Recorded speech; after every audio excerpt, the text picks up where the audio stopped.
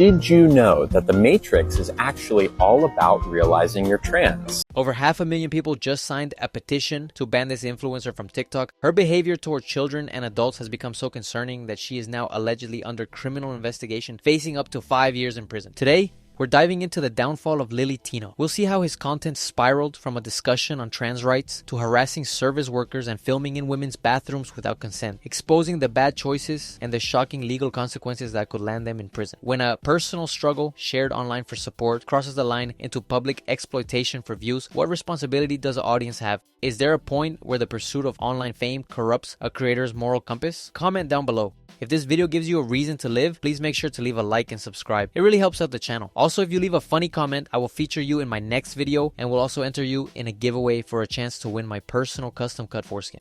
Before becoming a viral TikToker widely reviled by the internet, Lilly Tino was a 27-year-old named Nicholas Contino. In 2020, they came out as a transgender woman to their boss and colleagues, who were so supportive that they encouraged them to share their transition journey online. Taking their advice, Lilly started posting on TikTok, and what no one could have anticipated was the sheer effectiveness of this move. Their 5th video on the platform went viral, amassing over 9 million views, and more importantly, the comment section was filled with an outpouring of support from people across the world. This early success set a powerful, positive precedent. Over time, Lilly also started to rebrand themselves as a food critic and began live streaming their experiences at various restaurants. In a heartwarming gesture, Lilly and their chat would often end these streams by pitching in to give a large tip to their server. In one instance, a server's reaction was one of complete surprise, with them expressing gratitude for the generous tip. These wholesome moments seemed to define Lilly's initial appeal, but they were soon to be overshadowed by a darker turn in their content. This way, when you're born, you're assigned one of 2 different pairs of shoes. These shoes determine how you walk through the world, and the shoe you're given is an educated guess based on your body parts.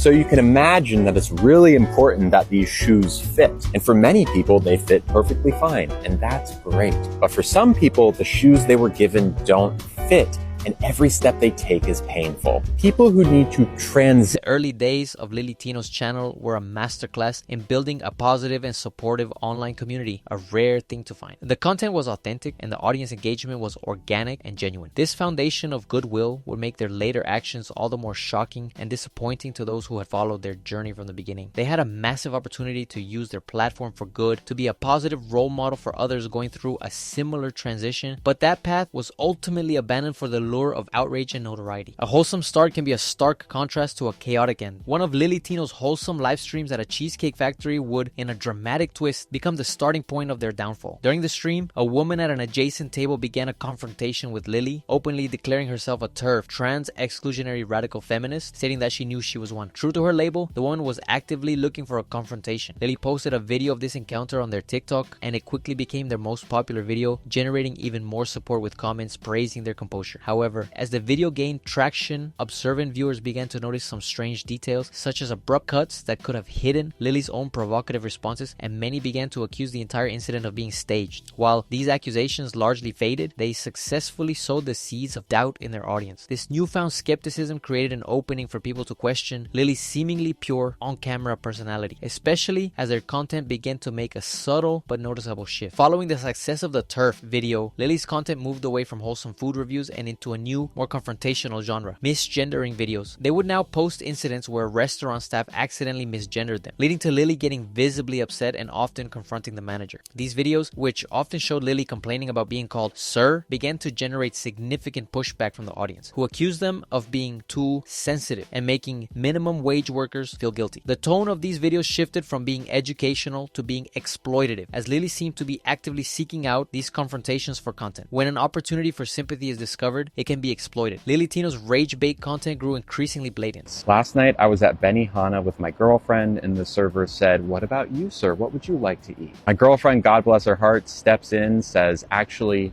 that's ma'am." And she looks at my girlfriend and didn't really understand what had happened and said, "No, I'm talking to him," pointing at me. Our jaws were on the floor and we decided to leave because it was just a bad vibe after that. After their misgendering videos proved successful, some people began openly taunting them in public, deliberately trying to get a reaction. While many people still supported them during this period, this support would ultimately be exhausted by Lilly's increasingly bizarre antics. In a bizarre turn of events, Lilly Tino decided to try and recreate their viral TERF confrontation at Disneyland. But this time, the stunt took a perverted turn. While sitting at a restaurant in the park surrounded by children children, Lily filmed a video where they explained how sex change operations work. In the video, Lily made an uncomfortable joke about getting their marshmallow wand reconfigured into a marshmallow tunnel, an explicit and deeply inappropriate comment made in a public space filled with children. The outrage was widespread, with viewers commenting that they could have talked about such topics in a million other places than a child's wonderland. The controversy around this video also brought attention to one of Lily's older videos where they impersonated the wholesome children's character Miss Rachel to tell kids about being transgender, a move that many also found to be inappropriate and predatory. Lily's actions were so egregious that they even managed to turn a large portion of the trans community against them, with many in the community feeling that Lily was the reason people hate us for being so inappropriate. The self-destructive nature of this content was baffling, as Lily seemed to be actively trying to alienate the very people who had supported them from the beginning. Kind of awkward, and it occurred to me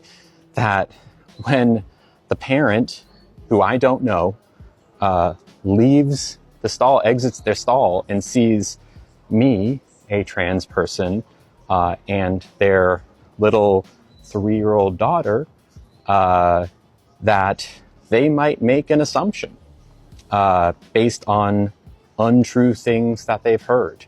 An assumption that could be very dangerous for me, unsafe for me.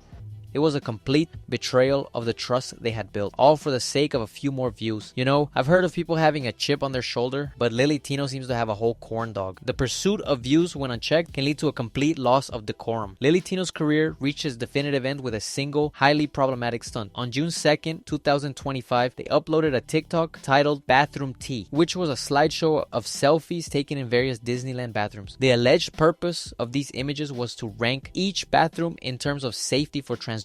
However, while Lily found most of the bathrooms safe, the same could not be said for the other people in the photos. In many of the selfies, Lily inadvertently captured multiple other people in the background without their consent. This was not just a strange act, it was potentially straight up illegal. An angry viewer publicly threatened to report Lily to Disneyland, stating that taking unauthorized photos in a private setting is illegal in Florida and that they had already contacted Disney about it. The viewer also pointed out that this could lead to a ban from Disney cruises as well, a detail that was likely included to show how much their actions had escalated. Lily's response to this threat was to revert to their Ragebait nature, attempting to dismiss the criticism with a classic case of whataboutism. They argued that every celebrity has taken a bathroom selfie and that women do it because we look cute and we want to document it. Lily attempted to frame the issue as a trans rights issue rather than a personal failing, suggesting that they were being unfairly criticized because they didn't pass as a woman. This argument, however, completely missed the point. The criticism was not about taking a selfie, but about taking one with other people in the background who had not consented. This time, the Ragebait completely backfired with no one coming to Lily's support. This was about to become the least of Lily's worries. Violating privacy for views is not just unethical, it's illegal. Just a couple of days after the bathroom selfie scandal, Lily Tino's recklessness was met with its first legal repercussions. They were sued by at least 2 women for their pictures taken at Disneyland. One of these women was the mother of a child who appeared in the background of these photos. But even this was just the beginning of Lily's troubles, because the controversy reached the Florida Attorney General's office, prompting them to launch a criminal investigation into Lily's actions. If convicted, Lily could face up to 5 years in prison and a $5,000 fine under Florida's strict privacy statutes, which prohibits unauthorized photography in a setting where people expect a reasonable degree of privacy. Lily's spiral of rage, baiting, and degenerate behavior had finally caught up to them. They responded to the news on TikTok with a video, looking utterly defeated but still in denial. They stated that the whole point of their content was to educate and to entertain, and continued to cling to a victim narrative, stating that they were not here to hurt anybody. They announced that they would be taking a break from content creation, a decision that is most likely on the orders of their lawyers, pending the outcome of the lawsuits and the criminal investigation. This public statement of a break was a stark contrast to their previous behavior, which was all about constant engagement and outrage. The internet as a whole was happy to see them leave the platform. You know, for someone who always complained about getting misgendered, it's pretty ironic that their most common pronouns now are heck no and we're done. Ignoring the law for clicks can lead to an abrupt career end. Lily Tino's story has given rise to multiple theories attempting to explain their bizarre and self-destructive behavior. One popular theory suggests that Lily has been cosplaying as a woman ever since they started posting on TikTok. This theory is fueled by the fact that despite 3 years passing since they first started talking about transitioning, there have been no noticeable changes in Lily's physique or their voice. It's suggested that Lily's constant videos explaining why they haven't gotten surgery are simply excuses time and time again, when in reality they have no intention of ever actually transitioning, just so they can continue continued to farm videos of people misgendering them accidentally. Another theory is that Lily's initial intentions were actually quite pure,